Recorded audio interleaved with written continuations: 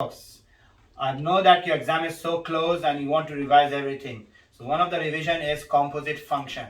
So how will you do composite function? For example, if I say fx is equal to x plus 2 divided by 3, they will give you this thing, all right? Or anything will give you. I will give you a lot of example. The first thing they could ask you, what is the value of f3? Simply replace all x by 3.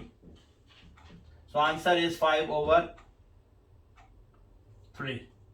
Alright, and if it is minus 1, then minus 1 plus 2 over 3. 2 take away 1 is 1 over 3. And if I say f0, then write x as a 0. 0 plus 2 over 3 and 2 over 3. And if I say f is 1, then easy peasy, 1 plus 2 over 3 equals 3 over 3 equals 1.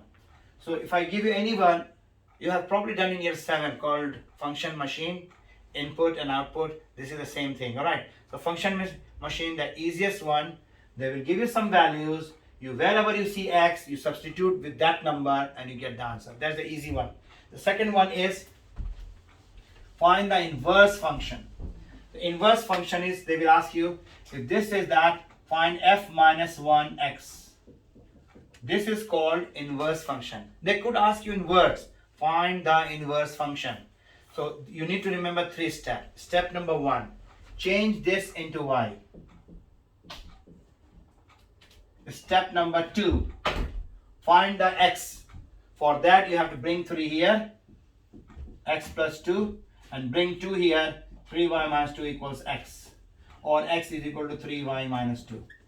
So change into y, find x. Change into y and find x. The last step, this is replaced by f minus 1x, that's the inverse function, and replace y by back to x. Ta-da! That's the answer. So first you change into y and then you change back y to x. This is how you do it. I will do one more example so you understand.